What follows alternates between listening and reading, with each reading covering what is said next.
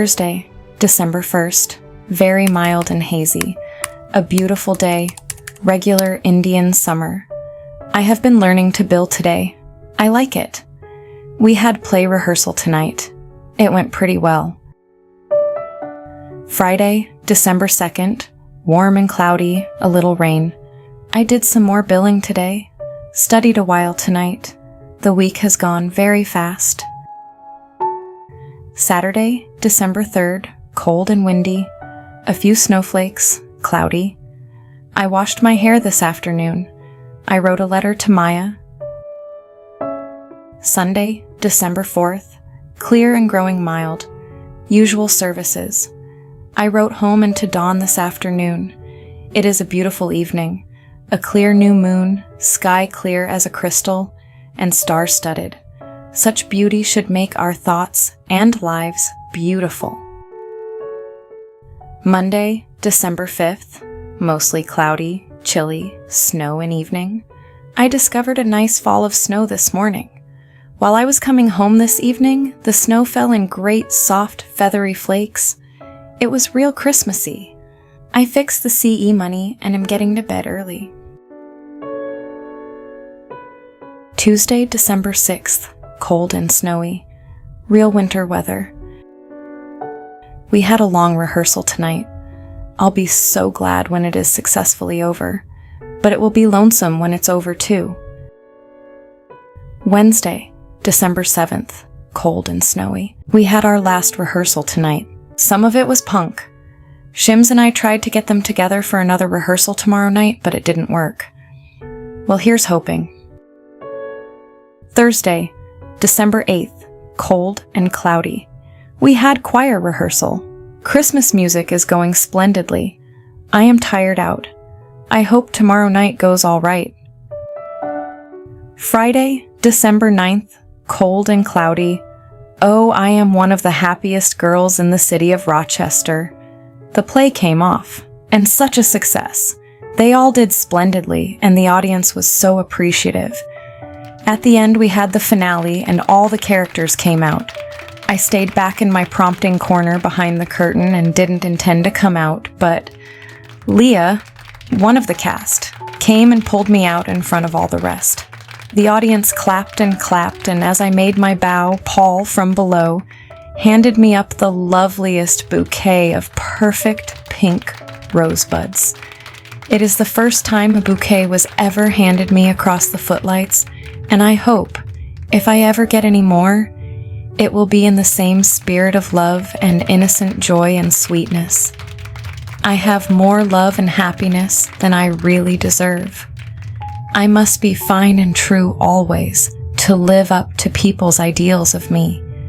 Everybody was so dear, and Shims brought me home, and when I got there and took my roses out of the box, I discovered a card saying, "From your cast of imps."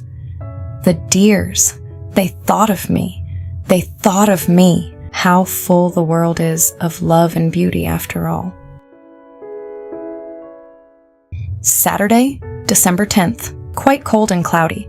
This afternoon I went to a Sunday school class meeting, which wasn't. I studied and got ready for a nice night's sleep. Sunday, December 11th, milder and sunny. I had unusually good success with my junior CE. I wore some of my roses to show the young folks how I appreciated them. I wrote home a glowing account of the play. Everybody was so dear about it today. Mr. Hastings mentioned it from the Sunday school platform. I am so happy. They want us to repeat it somewhere. I made friends with the dearest kitty cat on my way home from church tonight. Monday, December 12th, chilly and damp. I have been awfully sleepy today. I am getting to bed earlier tonight. My little kitty cat came to meet me again tonight. Tuesday, December 13th, chilly and cloudy. I tried my best tonight to find a home for the little kitty cat. People are so unfeeling. I just wanted somebody to keep it overnight until I could call up the Humane Society in the morning. Perhaps it belongs to somebody on the street, but I doubt it. I talked over the phone with Aunt Letty tonight. Wednesday, December 14th, cold and snowy. I found the kitty cat a home tonight, but he wouldn't stay there. At least, when I came home from prayer meeting, he met me as big as life. I do wish he'd stay there. The lady seemed so nice. Thursday, December 15th, cold and snowy. I ran US Advanced today. Beatrice has been out 2 days now with neuralgia. I went to choir rehearsal tonight. I love the music we are doing. It is Barnaby's first Christmas.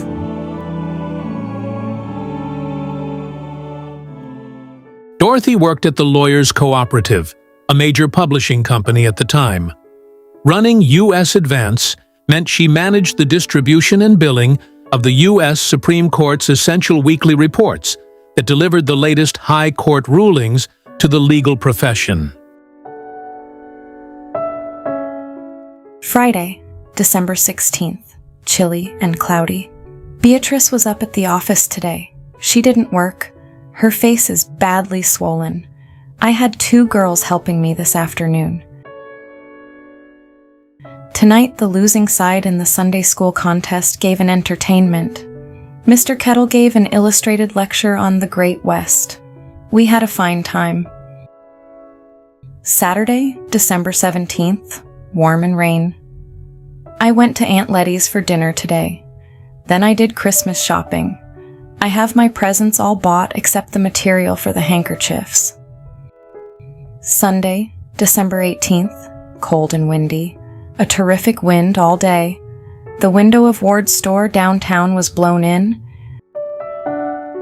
We had the white gift service at church today. I love it. The white gift service is a Christmas tradition where donations for those in need are wrapped in plain white paper. By making all packages look identical, the practice emphasizes the spirit of anonymous giving, focusing on the love behind the gift, rather than its material value or the status of the giver. Monday, December 19th, quite cold, cloudy. I had a card from Mama saying that Maya expects to come home Christmas Monday. I am so glad and hope I can go home and spend a nice length of time. I wrote to Jack tonight. Tuesday, December 20th, quite mild, cloudy. Beatrice came back today. I started Howard's handkerchief. I wrote to Mrs. Wood tonight. Wednesday, December 21st, very cold. Some snow, real winter weather. I drew the threads in Howard's handkerchief tonight and then made a mistake on the last one. I'll have to do another tomorrow. Thursday, December 22nd, cold and cloudy. I sat up late, finishing Howard's handkerchief, and got my package ready for mailing.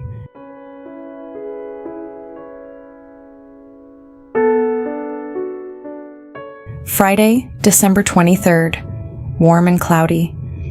Everybody is so nice to me. They let me grab in the grab bag before I went, and Mr. White gave me my box of candy tonight, and Beatrice gave me a present. She said I mustn't open it, but must take it home and put it on the tree. When everybody is so lovely, it makes me ashamed of judging and criticizing and sort of crowding myself ahead of others. My New Year's resolution is to be more considerate, charitable, kind, honorable. In short, practice the golden rule more. I want to look for the good in everyone. Maya is to be at home this Christmas. I am so glad. I did lots of shopping tonight. It was real Christmassy. I have been right happy here in Rochester. It's a good old place, and I am looking forward to Christmas at home. Here goes to bed. I have to arise at an unearthly hour tomorrow.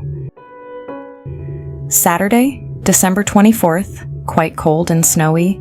I stepped into a beautiful snow-decked world this morning when I left my home to go to the station. A perfect sample of really, truly Christmas weather. I had a funny time getting my train, flying from one car line to another, but everything seemed to conspire in my favor and I made it. A nice young man helped me with my suitcase, and we hobnobbed all the way from Rochester to Buffalo. He saw me to the Erie station and we parted good friends. The ride home on the A&A seemed awfully slow because I was in such a hurry to get home. Papa and Tim were at the station, and Lynn came down the road to meet us. Mama was waiting at the Crescent. Lynn had the house decorated beautifully, and Mama had lots of good eats. Maya was expected on the night train, but she didn't come. Lyndon and I went to the church Christmas tree, and when we came home, there were Maya and Leland. She had come to Arcade and had hired someone to bring her over. As it happened, it was Mr. Stockin, one of my old friends. We burned part of our bayberry candle in honor of Christmas Eve and went to bed late. Burning a bayberry candle was a holiday tradition carried over from the Victorian era. It was believed to bring luck and prosperity for the coming year. A bayberry candle burnt to the socket brings luck to the house and gold to the pocket. Sunday, December 25th. Cold and sunny. Christmas Day. We went to church and Sunday school, and late in the afternoon the Potters came over. They went to church in the evening with us. I gave a story, why the chimes rang. When we came home from church, we had popcorn and nuts. It was a crystal clear, snappy night, very much like last Christmas, only no moon. Monday, December 26th. Cold and clear. We had our Christmas dinner tonight. This afternoon, we called on Aunt Ella and Aunt Anne and Aunt Eva. Ellsworth and Grace and the children were at Aunt Eva's. After our dinner, we had our tree. It was an unusually pretty one.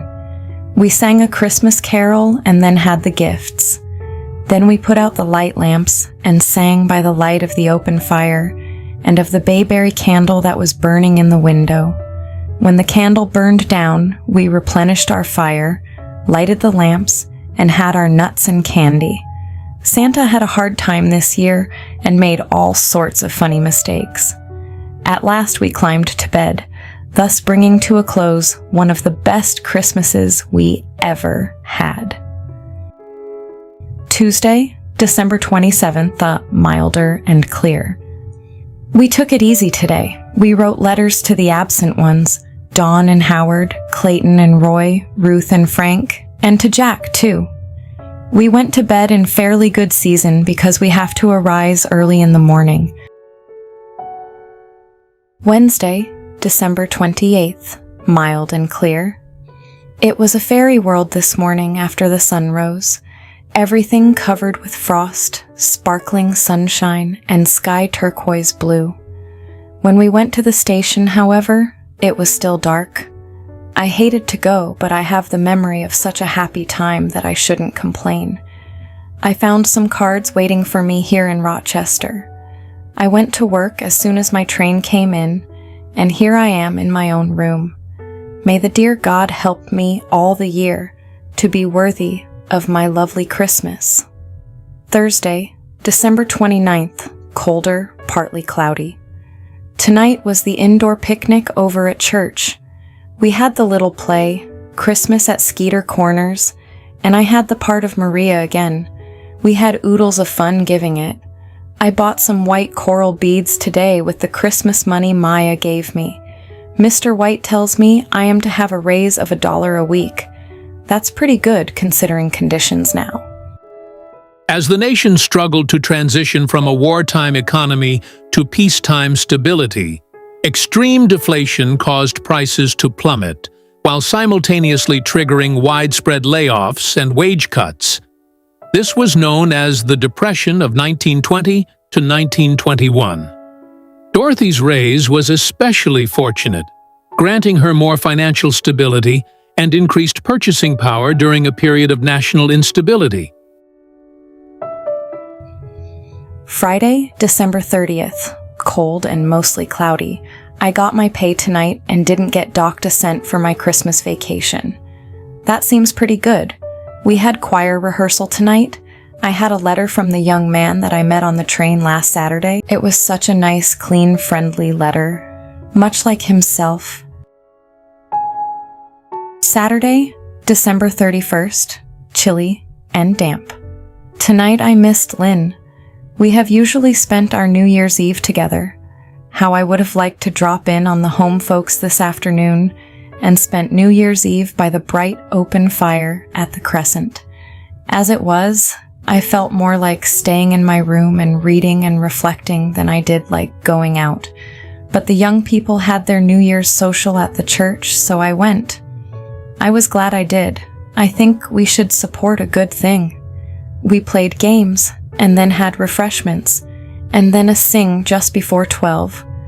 The last song was "Blessed Be the Tie That Binds," which we sang with joined hands. And just as the whistles were blowing at the midnight hour, while the old year was passing, Mr. Kettle offered prayer. It was fine to close it in that way. The last night of the old year.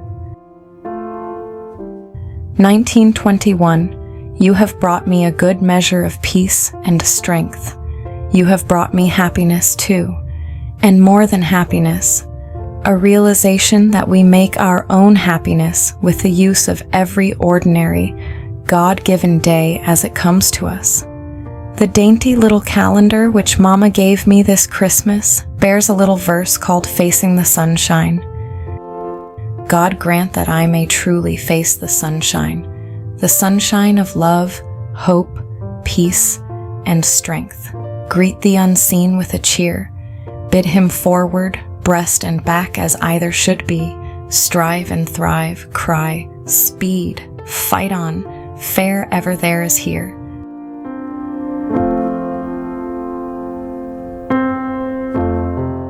Join us as we turn the page to January 1922 in the next chapter of Dorothy's diary.